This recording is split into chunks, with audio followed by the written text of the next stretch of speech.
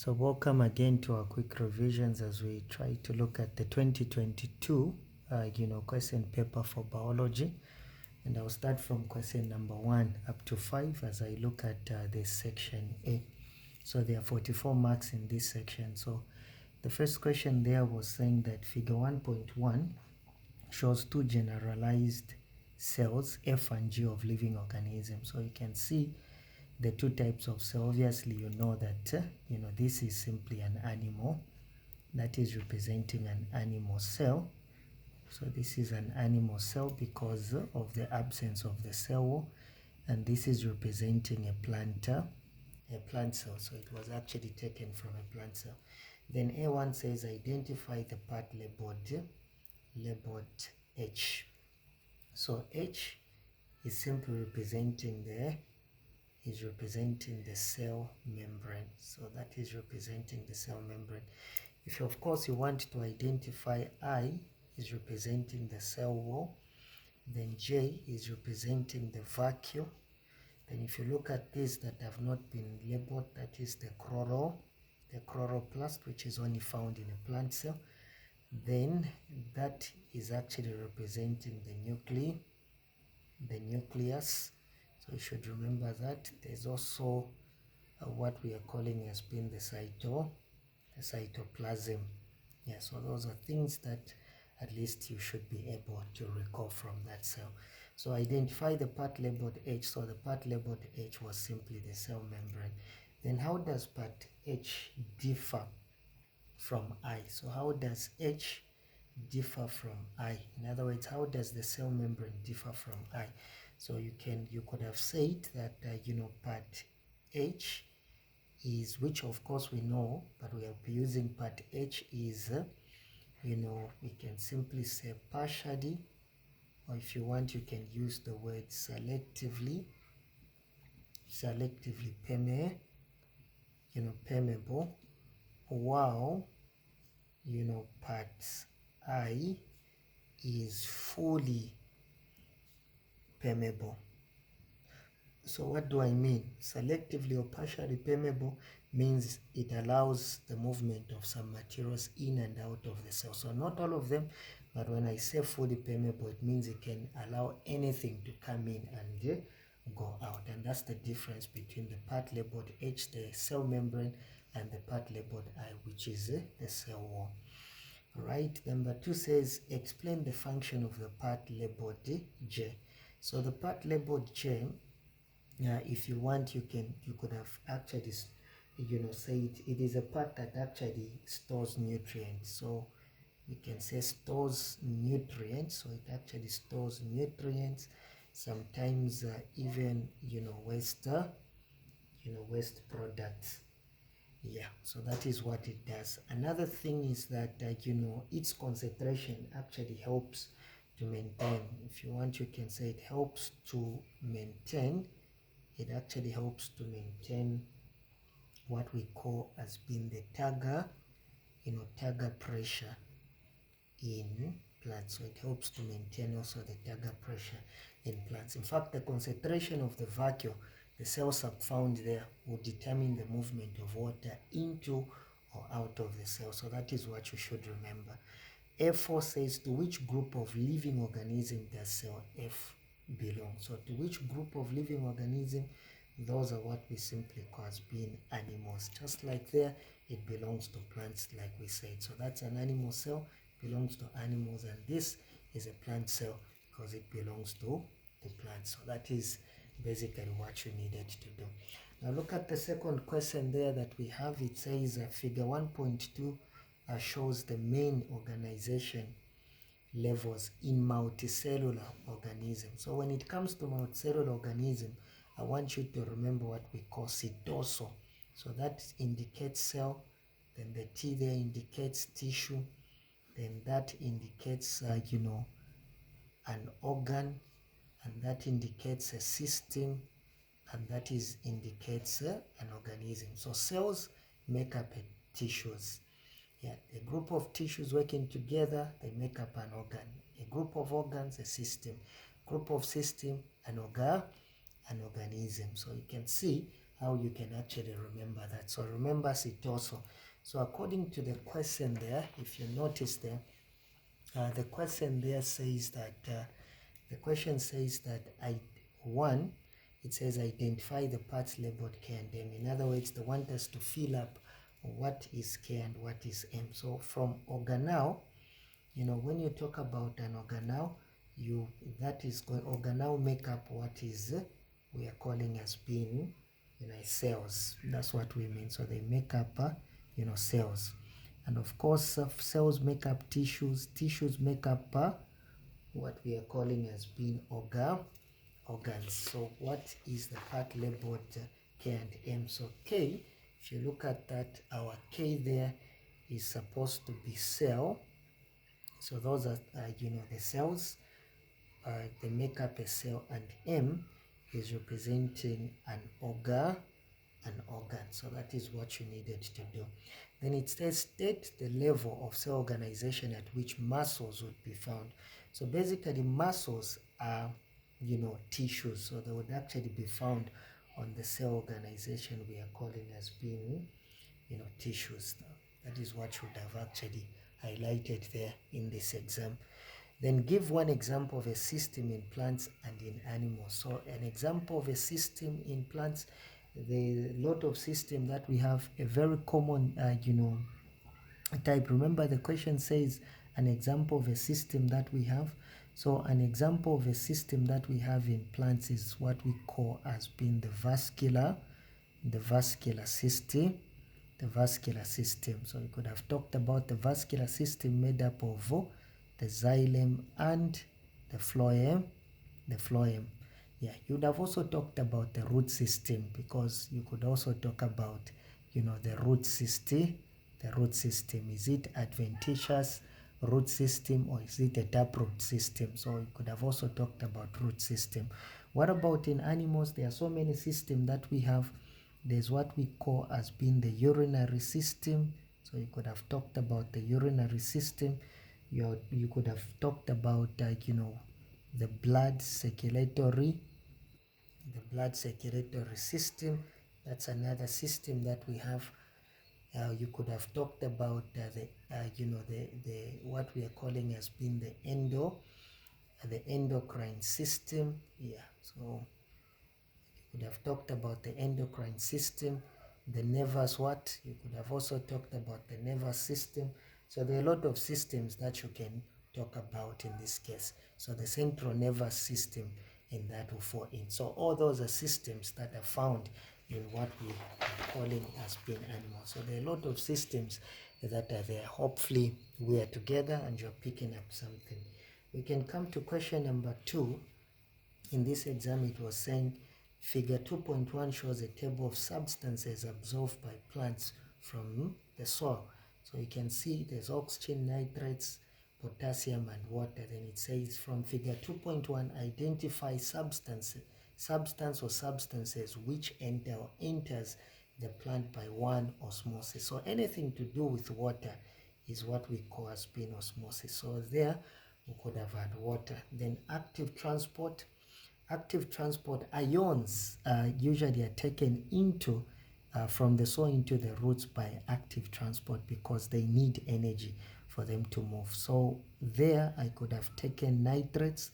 I could have also talked about potassium. So usually these guys are in form of ions and therefore absorbed by active transport. Then diffusion, in the case of oxygen, the gas, because it it is in high concentration outside, so it wants to go in, so it is going to be by means of diffusion. So that is basically what you need to remember there. Hopefully it's making sense for you and it is helping you as you carry out your revision, preparing for the exam. It says B, figure 2.2 is a graph showing the effect of pH on the rate of enzyme controlled reactions, N and what? So N and O, that's what they mean. So N and O, so you can see this reaction and the other reaction there. So that is the rate of reaction. Then here we have the pH. Take note of what is on the horizontal axis. That's the pH. So there are a lot of things that affect enzyme activity. If you remember the word septic, then you'll be able to to remember all that. The first one is what we call as being substrate concentration. Let me just remind you, substrate concentration. 2, that is enzyme. You can talk about enzyme concentration. Then 3, we are talking about pH, that's the potential hydrogen, whether something is acidic or alkaline. And if you remember, when it comes to the pH from 0 up to 14, a pH of 7 indicates that something is neutral. But if you have a pH less than 7, it indicates that something is acidic. A pH greater than 7 indicates that something is actually alkaline. So that is what you need to remember. And in the digestive system, you remember that there are certain parts along the digestive tract which are acidic, like for example the stomach. Enzymes that work in the stomach are actually in an acidic medium or environment. Then those that are alkaline, you can simply talk about the mouth and also the section we call as being the duodenum. So these sections are simply alkaline, and enzymes that are found there, work best in an alkaline environment. So that's what you need to remember. Now let's get back to the question there.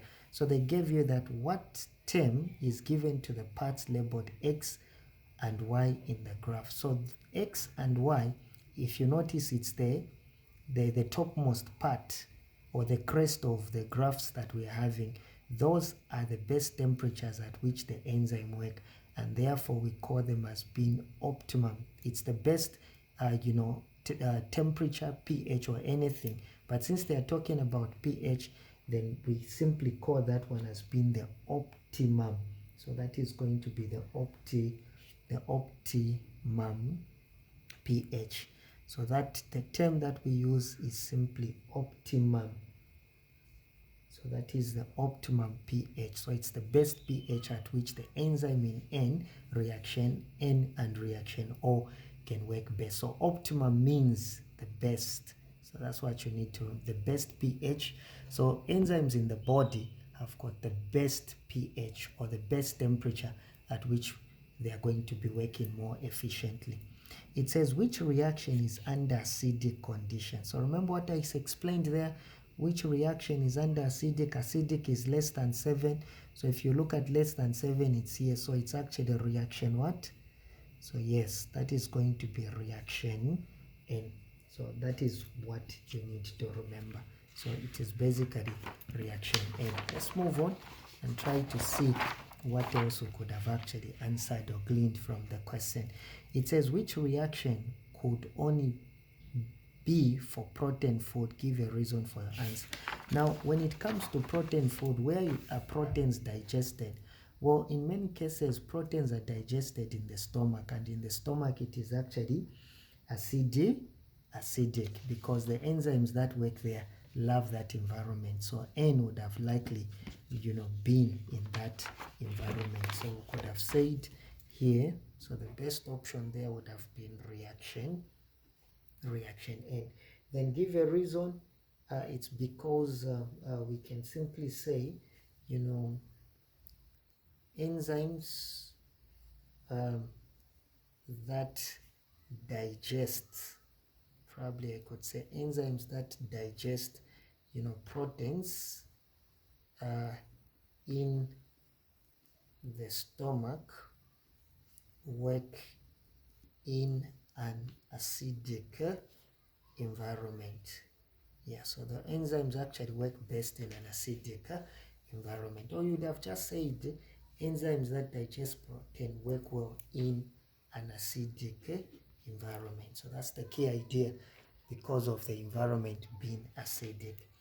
Explain the role of enzymes in metabolism. So what is the role of enzyme?